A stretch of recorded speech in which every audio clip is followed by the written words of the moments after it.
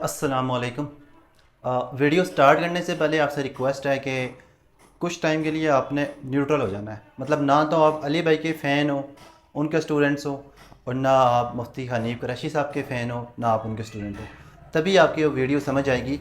Otherwise जिस हस्ती के आप फॉलोअर्स हैं, आप उनको फॉलो करते हैं, उन्हीं के हक़ में आपको वीडियो नज़र आएगी। ठीक है, तो बराए मेहरबानी वीडियो को पूरा देखें और फिर ख़ुद फ़ैसला करें कि कौन सही है कौन गलत है। और आप उठ के खड़े हो गए हैं और स्कूल और कॉलेज के लड़कों को आप जनाब गुमराह करी जा रहे हैं और कौम को काफिर काफिर काफिर कह रहे हैं। मैंने आज तक ना तो किसी को काफिर डिक्लेयर किया, ना गुस्ताखे रसूल डिक्लेयर किया, सवाए उनके जो चिश्ती रसूलुल्लाह के कायल हैं। अगर तुम कायल नहीं हो तो तुम्हें फिक्र ही नहीं होनी चाहिए। जो लोग कायल हैं ये उनके लिए तकलीफ वाली चीज होती है। जब तुम्हारा दावा है कि हमारा ये कलमा ही नहीं है, हमारा कलमा ला इलाहा इल्लल्लाहु मुहम्मदुर रसूलुल्लाह है, और इंजीनियर साहब झूठा इल्जाम लगा रहे हैं, फिर कोई तकलीफ नहीं होनी चाहिए। बस फिर अवाम को यही बताया करो कि ये किताबें हमने नहीं छापी, हमारे बुजुर्गों ने ये नहीं फरमाया, हमने मुनाजरे नहीं किए, ताकि अवाम आपकी शक्ल, आपकी पुरानी वीडियोस की शक्ल में आपके सामने रखे कि झूठ बोलना बंद करो। उनकी किसी मंसूब उनके नाम पे एक किताब है और उस किताब में कोई ऐसी वर्डिंग है कि जो कुरान और सुन्नत के या तकदीस इलाहिया या शान रिसालत के खिलाफ है।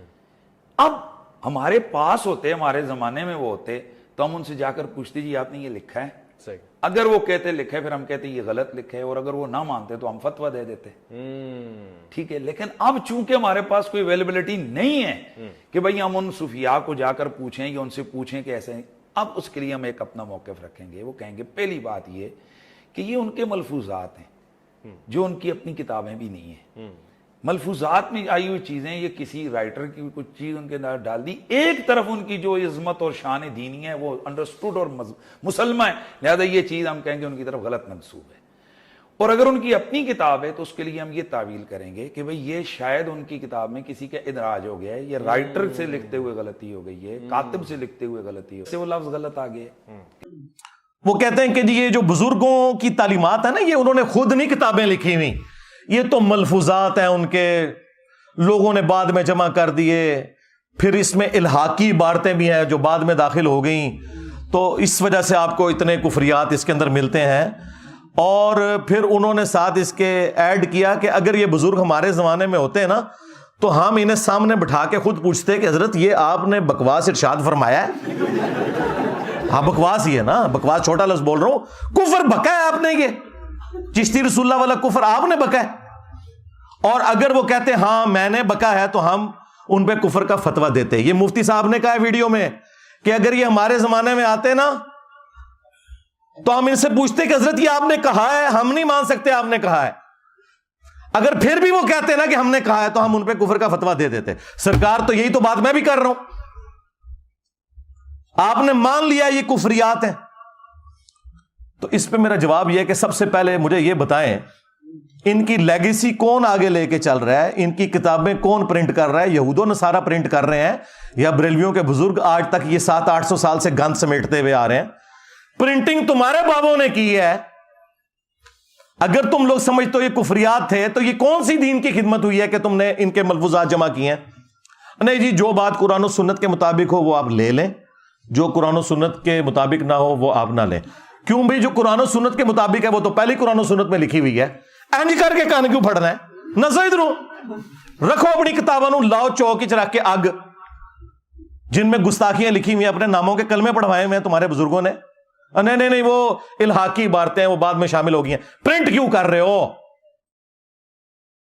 एक तरफ है लाखों करोड़ों लोगों की उन अल्लाह के वलियों की इज्जत और अजमत की गवाही, हाथों पर लोगों का इस्लाम कबूल करना, उनका इस्लाम के लिए खिदमत करना, करोड़ों लोगों को राह हिदायत पे चलाना, ये तो सूफियाए किराम का, जिस तरह दाता अली हजवेरी हैं, हजरत बायजीद बुस्तामी हैं, जनाब हजरत मोइनुद्दीन चिश्ती अजमेरी हैं, इस किस्म की जो हस्तियां हैं, तो इनका इस्लाम के लिए काम करना, इनके हाथों पर हजारों लोगों का इस्लाम कबूल करना, ये तब की इस्लाम की खिदमत, इनका अल्लाह का वली होना, इनके लिए दीन की खिदमत का, दीन का खिदमत गार होना, ये چیز کیا آ گئی, یہ تواتر سے ثابت آ گیا. کہتے ہیں کہ حضرت علی حجویری المتوفا 465 ہجری, حضرت بایزید بستامی المتوفا 261 ہجری, حضرت معین الدین چشتی المتوفا 633 ہجری, یہ وہ بزرگ ہیں کہ جن کی بزرگی اسٹیبلش ہے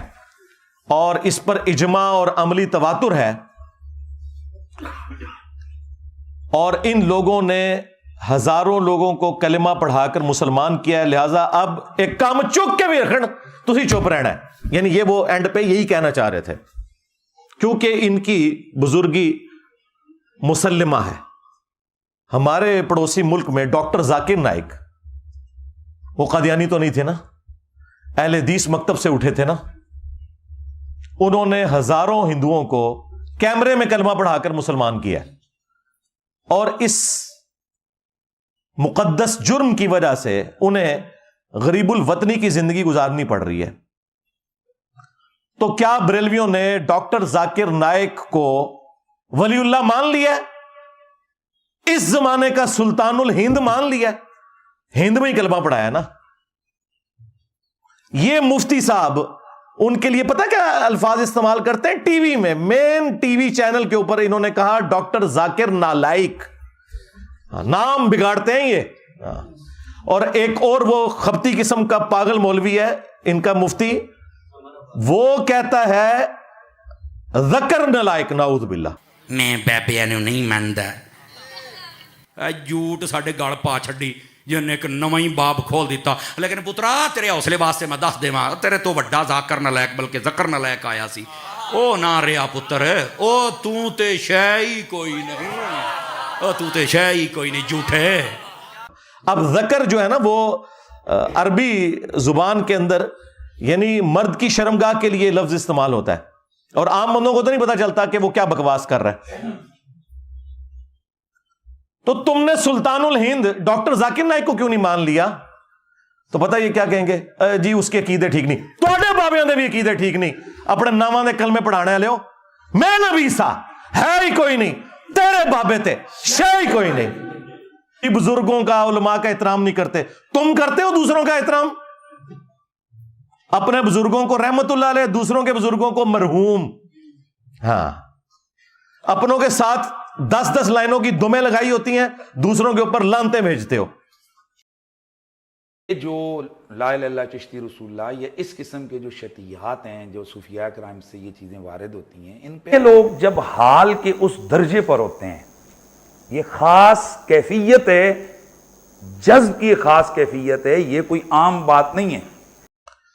وہ کہتے ہیں کہ جن کی بزرگی مسلمہ ہے, اسٹیبلش ہے, ان کی اس قسم کی جو گستاخانہ باتیں ہیں نا, اگرچہ ہے کفریہ ہیں, لیکن ان کو صوفیاء کی شتیہات کہا جائے گا.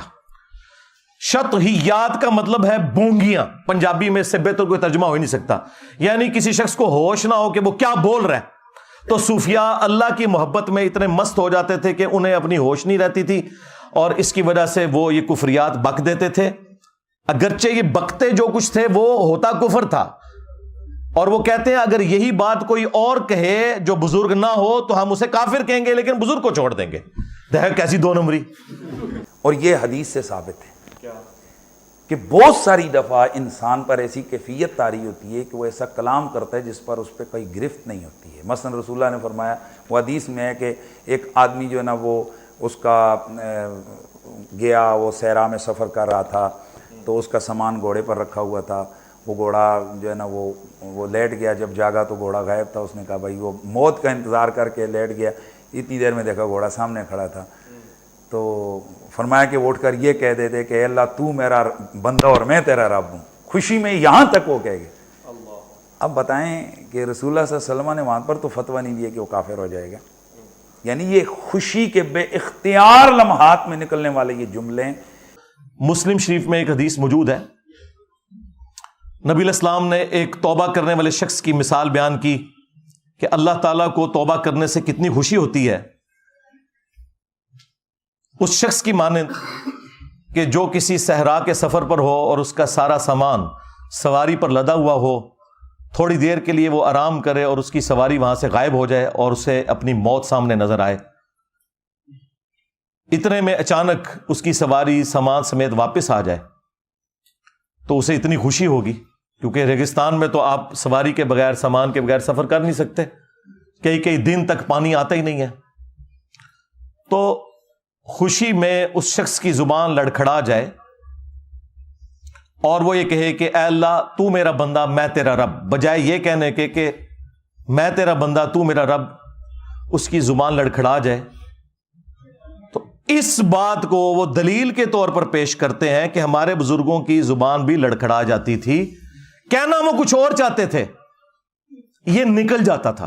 دیکھیں کتنا جھوٹ بولتے ہیں یہ اپنے بابوں کو بچانے کے لیے. وہ تو پڑھواتے تھے، پڑھ بیٹا. اور یہاں پہ کیا جھوٹ بولتے ہیں، اس کے آخری الفاظ سکپ کر دیتے ہیں. اس میں الفاظ ہیں من شدت الفرح، خوشی کی شدت کی وجہ سے، زبان لڑکھڑانے کی وجہ سے نکلا.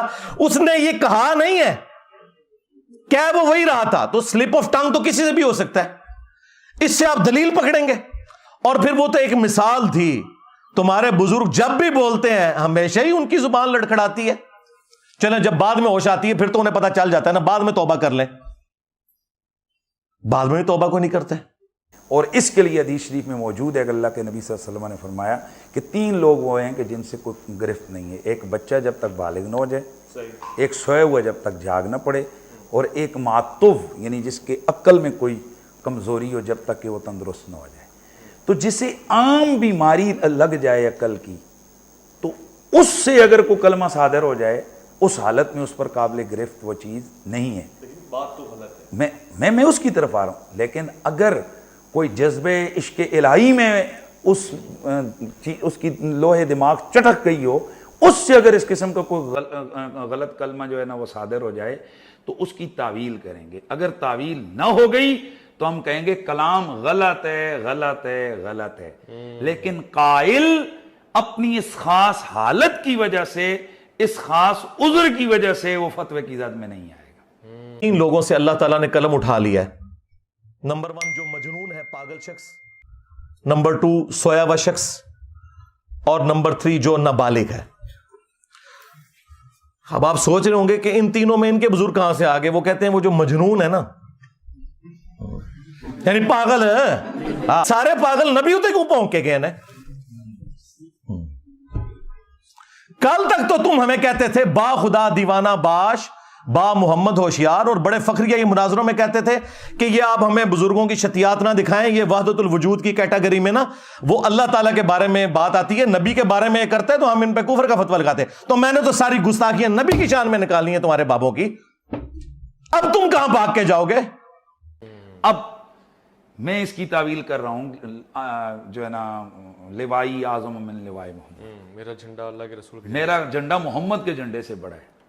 صوفیاء یہ کہتے ہیں کہ یہ جس طرح حضرت موسیٰ علیہ السلام طور پہ گئے تو وہاں درخت میں سے آواز آئی انی انا اللہ رب العالمین. اب سوال یہ ہے کہ وہ درخت میں سے موسیٰ علیہ السلام نے آواز سنی تو کس کی آواز تھی؟ اللہ کی تھی؟ کبریا کی آواز تھی. بھائی اللہ کہہ رہا ہے نا کہ میں اللہ ہوں، میں ہوں اللہ. تو اللہ تعالیٰ بوٹے سے بول سکتا ہے، زبان ولی سے نہیں بول سکتا. اللہ اکبر. یعنی آپ کہہ رہے ہیں کہ ہم یہ کہہ رہے ہیں کہ جب حدیث موجود ہے کہ میرا بندہ جب نوافل پڑھتا ہے تو میرے اتنے قریب ہوتا ہے، میں اس کی زبان بنتا ہوں جس سے وہ بولتا ہے. تو اب یہ زبان بایزید کی نہیں تھی، زبان ان کی یہ کلام الہی ہو رہا ہے، اور وہ کہہ رہے ہیں میرا جھنڈا محمد کے جھنڈے سے بڑا ہے. اللہ اکبر، اللہ اکبر. قرآن پاک میں ہے کہ موسیٰ علیہ السلام کی جب پہلی ملاقات ہوئی اللہ تعالیٰ سے، جیسا کہ اس کی شان کے لائق ہے، تو درخت کی طرف سے آواز آئی تھی. وہ درخت اللہ تعالیٰ کی تجلیات کا مرکز بن گیا تھا. تو اس طرح ہمارے بزرگوں کی زبان اللہ تعالیٰ کی تجلیات کا مرکز بن جاتی ہے. اصل میں اللہ ان کے منہ سے بول رہا ہوتا ہے. استغفر اللہ. اور یار یہ عقیدہ تو ہمارا کسی نبی کے بارے میں نہیں ہے. رہ گیا یہ مثال دینا اس درخت کی یا کوہ طور کی مثال دینا کہ اس پہ اللہ نے تجلی ڈالی تھی. اس مثال کا تمہارے بابے سے کوئی لینا دینا ہے؟ آپ ہمیں پیغمبروں سے کوئی بات لا کے بتائیں کہ پیغمبروں کے اوپر کیفیت طاری ہوتی ہو اور پیغمبر اپنے منہ سے بول رہے ہوں اور وہ کہہ رہے ہوں کہ اس وقت اللہ میرے منہ سے بول رہا ہے. کفری عقیدہ ہے یہ. ہمارے محبوب علیہ السلام کے لیے بھی قرآن میں آیا وما ينطق عن الهوى ان هو الا وحی یوحى. یہ اپنی خواہش نفس سے کچھ نہیں کہتے, یہ وہ کہتے ہیں جو انہیں وحی ہوتا ہے. ہم تو رسول اللہ کے لیے بھی یہ نہیں مانتے کہ ان کے منہ سے اللہ بولتا تھا, وحی ہوتی تھی. کس بات کو کہاں جوڑتے ہیں جا کے. ایک بزرگ اسی طرح آئے تو ان کے سامنے کوئی بات ہوئی تو ان کا نام تھا صادق. صادق. تو انہوں نے کہا کہ چل بھائی تو پڑھ, اگر تو مجھے سچا مانتا ہے تو پڑھ لا الہ الا اللہ صادق رسول اللہ. تو بندے نے جناب پڑھ لیا. اب یہ بات اس وقت کے ایک ولی کامل تھے, ان کے پاس یہ لکھا ہے دیوبندی علماء کی کتابوں میں, یہ لکھا ہوا ہے یہ واقعہ. تو جو اس وقت کے بہت بڑے عالم بھی تھے, اللہ کے ولی بھی تھے, ان کے پاس گئے کہ جی وہ بندے نے تو یہ کلمہ پڑھایا لا الہ الا اللہ صادق رسول اللہ, وہ ہنس پڑے. انہوں نے کہا کہ آپ نے فن نہیں پڑھے, تقلیب والا قانون نہیں پڑھا ہے. قلب کہتے ہیں مبتدا کو خبر اور خبر کو مبتدا بنا دینا. نے کہا اللہ کے بندے, وہ بندہ امتحان کے طور پر وہ دیکھنا چاہ رہا تھا کہ اس بندے کا علم کتنا ہے. یہ اصل میں تقلیب ہوئی ہے کلام کے اندر, اور یہ لا الہ الا اللہ رسول اللہ صادق, مبتدا خبر بنائی اور خبر کو مبتدا بنایا. اللہ کا رسول سچا ہے جی, نہ کہ وہ والا صادق رسول اللہ. بات سمجھ رہے ہیں؟ یعنی ہم اس کلام کی مناسب کیا کریں گے, تعویل کریں گے. اب یہ جی پیر صاحب تھے, ان کا نام تھا صادق, تو انہوں نے اپنے ایک مرید سے پڑھوایا لا الہ الا اللہ صادق رسول اللہ. نعوذ باللہ. اے نواں بھی مارکیٹ آ گیا جی. ہاں. پھر دوسرے کسی بزرگ تک بات پہنچی تو انہوں نے کہا نہیں, کوئی پریشانی والی بات نہیں ہے. وہ صادق اپنے آپ کو مراد نہیں لے رہے تھے, وہ صادق نبی علیہ السلام کو مراد لے رہے تھے, کیونکہ نبی علیہ السلام بھی تو صادق اور امین ہے. دیکھو کڈی کہانی کراندے جے. پر چشتی دی چے تے عربی چ کوئی نہیں جے ہوندی. ہاں اچھا, یہ تعویل پرانے بزرگ بھی کرتے تھے کہ وہ جب کلمہ پڑھا رہے ہوتے تھے نا تو بیچ میں نیت نبی علیہ السلام کی کرتے تھے. ہاں, تو سرکار اس کا مطلب یہ ہے کہ اگر سیدنا ابوبکر کلمہ پڑھاتے ہیں صدیق رسول اللہ, تو نبی علیہ السلام بھی تو صدیق ہیں, نبی علیہ السلام فاروق بھی ہیں, نبی صلی اللہ علیہ وآلہ وسلم غنی بھی ہیں, آپ مرتضیٰ بھی ہیں, حیدر بھی ہیں. تو کیا خلفائے راشدین اپنے ناموں کے کلمے پڑھا کے تو یہ کنایا کیا کرتے تھے؟ تو یہ جو میں نے دعویٰ کیا تھا نا کہ ان کا اور ان کے بزرگوں کا اس دین کے ساتھ کوئی لینا دینا نہیں ہے جو اس شخصیت میں نازل ہوا ہے جس کی قبر مدینے میں ہے صلی اللہ علیہ وآلہ وسلم. تو میں یہ کہنے میں حق و جانب ہوں کہ مرنے سے پہلے اے مسلمان کر لے اس پہ غور. کتابوں کا خدا اور ہے, بابوں کا خدا اور. کتابوں کا پیمبر اور ہے, بابوں کا پیمبر اور. حوالے سے جو بات چل رہی ہے, عرصے سے مرزا صاحب لگے ہوئے ہیں, ان کو جواب بھی آ رہے ہیں, ویڈیو بن رہی ہیں, پھر آ رہے ہیں, اس پہ کوئی ہو رہا ہے. مفتی مسعود صاحب, طارق مسعود صاحب بھی جیلم تشریف لے گئے, پھر ادھر سے مناظرے ویڈیو بنی, میں آ گیا, ادھر سے ہوئی ہے. میرے خیال میں یہ ایک دین مزید جو ہے نا ملحدین یا جو لادین لوگ ہیں ان کو موقع مل رہا ہے. اگر ہم ایک سولوشن کی طرف جانا چاہتے ہیں, اگر مرزا صاحب یہ سمجھتے ہیں, یہ چاہتے ہیں کہ بھئی واقعی میرے سامنے حقیقت عیاں ہو, تو میں اس پہ یہ دعوت دینا چاہتا ہوں, وہ یا تو ایک دو لوگوں کے ساتھ پنڈی میرے پاس آ جائیں, صحیح, یا میں ایک دو لوگوں کے ساتھ جیلم ان کے پاس آ جاتا. یہ آگے جو سفر کا مہینہ بھی, چونکہ محرم شریف کے ظاہر ہمارے معاملات چل رہے ہیں, ہمارے پاس تو گھنٹوں کا ٹائم بھی نہیں ہے, تو یہ سفر میں 15 سے 25 سفر کے درمیان وہ ٹائم ڈیسائیڈ کر دیں, وہ ویڈیو کے ذریعے یا مجھے فون کر دیں, میسج کر دیں کہ آپ جناب فلان دن آپ تشریف لیں, یا مجھے بتا دیں جی میں آ رہا ہوں آپ کے پاس, اور ہم اس مسئلے پر بیٹھ کر ہم ایک جسے کہتے ہیں کہ شرائط مباحثہ یا مکالمہ طے کرتے ہیں. جینیس صاحب کو ہمارے ساتھ بٹھا دیں, یا میرے پاس آ جائیں, یا میں اکیڈمی آ جاتا ہوں. سرکار اس کی ضرورت ہی نہیں ہے, آپ اپنی کوئی نمائندہ شخصیت کی بات کریں. اس کی وجہ ہے کہ آپ کو تو اکثریت نہیں مان رہے. اکثریت تو پارٹی وہ ہے جو الیاس قادری پارٹی اور ڈاکٹر اشرف آصف جلالی پارٹی ہے, وہ تو آپ کو رافضی مانتے ہیں, تو آپ بریلویوں کے کہاں سے نمائندہ ہو گئے؟ سیدھی سی بات ہے, میجورٹی تو ان کے ساتھ ہے. آپ کو کس نے نمائندہ شخصیت بنا دیا؟ اور ان کی بھی بات ہم کریں گے، وہ بھی نمائندہ شخصیت نہیں ہے ڈاکٹر اشرف جلالی، کیونکہ دوسری پارٹی ان کے خلاف ہے۔ نمائندہ شخصیت ہے مفتی منیب الرحمان صاحب۔ ہاں، جب سعد رضوی صاحب کے دھرنے کے اوپر مشکل وقت آیا تھا تو اس وقت کے آرمی چیف نے مفتی منیب صاحب کو بلا کر ثالثی کروائی تھی، وہ ہے نمائندہ شخصیت۔ تو نکالو اپنے بڑوں کو، ہاں ہوا لگواؤ 14 اگست کے اوپر۔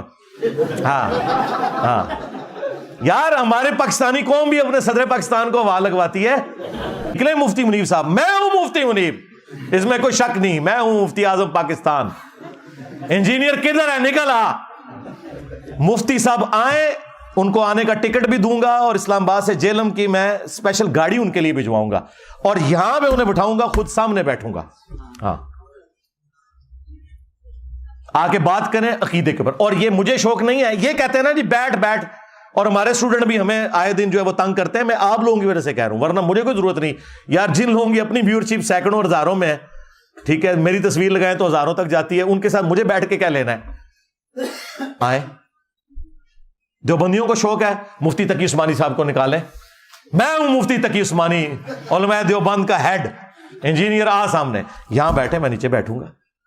وہابی نکالیں ساجد میر صاحب کو، شیعہ نے نکالنا ہے ساجد نقوی صاحب کو نکالیں۔ اور یہ مطلب میں ان کی کوئی توہین نہیں کر رہا، مجھے ان پر اعتماد ہے کہ ان کے ساتھ میں بات کروں گا تو مسئلہ حل ہوگا، کیونکہ نچلے تو اتنے زیادہ ہی ختم ہی نہیں ہوں گے۔ ایک سے بات کروں گا دوسرا کہ ان کو تو پتہ ہے ان کو تو یہ فیلڈ ہی نہیں تھی، اس لیے وہ انجینئر صاحب سے زیر ہو گئے۔ تو وڈا کڈو، ڈائریکٹ فائنل میچ کھیلیے۔ ہاں، اور یہ آپ کی خواہش کے اوپر ہے۔ اتنا مشکل وقت آیا ہوا نا یار، یہ بڑے کس دن کام آنے ہیں؟ اس سے برا وقت آنا تھا فرقوں پہ، اسی دن کے لیے بندے سنبھالے ہوئے تھے نا، نکالو۔ اچھا تم کہتے ہو اگر یہ بول نہیں سکتے تو میں ایک اور آفر دیتا ہوں، یہ آ جائے، تم ان کے ساتھ بیٹھ جاؤ، ان کو سامنے بٹھاؤ اسٹیچو بنا کے، اور پہلے اناؤنسمنٹ کرو کہ ان کو چونکہ بات کرنی نہیں آتی، ان کے بہاف پہ میں بولوں گا، انجینئر صاحب آؤ ختم نبوت کے اوپر بات کرو، عقیدہ توحید کے اوپر بات کرو، گستاخانہ عبارتوں کے اوپر بات کرو، میں کرنے کے لیے پھر بھی تیار ہوں۔ یہ معقول ہے نا جی؟ اس سے بھی آسان، اگر وہ بڑوں کو ہوا نہیں لگا سکتے، بڑوں سے ایک ویڈیو کلپ بنواؤ۔